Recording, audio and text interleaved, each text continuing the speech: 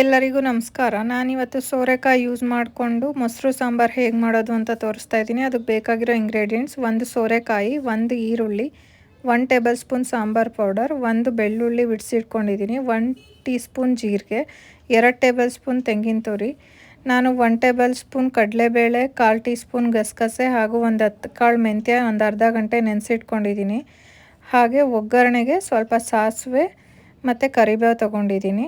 ಇವಾಗ ನಾನು ತೆಂಗಿನ ತುರಿ, ಜೀರಿಗೆ, ಬೆಳ್ಳುಳ್ಳಿ, ಸಾಂಬಾರು ಪೌಡರು, ನೆನೆಸಿಟ್ಕೊಂಡಿರೋ ಕಡಲೆಬೇಳೆ, ಗಸಗಸೆ, ಮೆಂತ್ಯ ಎಲ್ಲ ಹಾಕಿ ಸಣ್ಣಗೆ ರುಬ್ಬಿಟ್ಕೊಳ್ತಾ ಇದ್ದೀನಿ.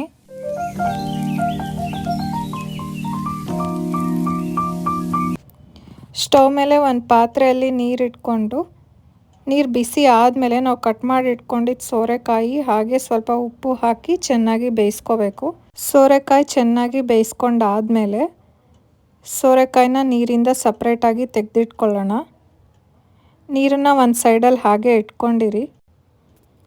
ಇವಾಗ ಸ್ಟವ್ ಮೇಲೆ ಒಂದು ಪಾತ್ರೆ ಇಟ್ಟು ಅದಕ್ಕೆ 2 ಟೇಬಲ್ ಸ್ಪೂನ್ ಅಡುಗೆ ಎಣ್ಣೆ ಹಾಕಿ ಸಾಸಿವೆ, ಕರಿಬೇವು ಸೊಪ್ಪು ಹಾಗೆ ಕಟ್ ಮಾಡಿಟ್ಕೊಂಡಿದ್ದು ಈರುಳ್ಳಿ ಹಾಕಿ ಚೆನ್ನಾಗಿ ಫ್ರೈ ಮಾಡಿ, ಹಾಗೆ ನಾವು ಬೇಯಿಸಿಟ್ಕೊಂಡಿದ್ದು ಸೋರೆಕಾಯಿ ಕೂಡ ಹಾಕ್ಕೊಂಡು ಚೆನ್ನಾಗಿ ಫ್ರೈ ಮಾಡಬೇಕಾಗತ್ತೆ. ಲಿಡ್ ಕ್ಲೋಸ್ ಮಾಡಿ 1-2 ನಿಮಿಷಗಳ ಕಾಲ ಸೋರೆಕಾಯಿನ ಫ್ರೈ ಮಾಡ್ಕೋಬೇಕು. ಸೋರೆಕಾಯಿ ಫ್ರೈ ಆಗಿದೆ. ಇವಾಗ ಗ್ರೈಂಡ್ ಮಾಡಿಟ್ಕೊಂಡಿದ್ದು ಪೇಸ್ಟ್ ಕೂಡ ಆ್ಯಡ್ ಮಾಡಿಕೊಂಡು ಚೆನ್ನಾಗಿ ಮಿಕ್ಸ್ ಮಾಡ್ಕೊಳ್ಳಿ. ನಾವು ಇದಕ್ಕೆ ಸೋರೆಕಾಯಿ ಬೇಯಿಸಿಟ್ಕೊಂಡಿದ್ದು ವಾಟರ್ನ ಆ್ಯಡ್ ಮಾಡಬೇಕಾಗತ್ತೆ. ಉಪ್ಪನ್ನ ನೋಡಿ ಹಾಕ್ಕೊಳ್ಳಿ, ಯಾಕಂದರೆ ನಾವು ಸೋರೆಕಾಯಿ ಬೇಯಿಸ್ಬೇಕಾದ್ರೆ ಕೂಡ ಉಪ್ಪು ಆ್ಯಡ್ ಮಾಡಿರ್ತೀವಿ. ಇವಾಗ ಸಾಂಬಾರು ರೆಡಿಯಾಗಿದೆ.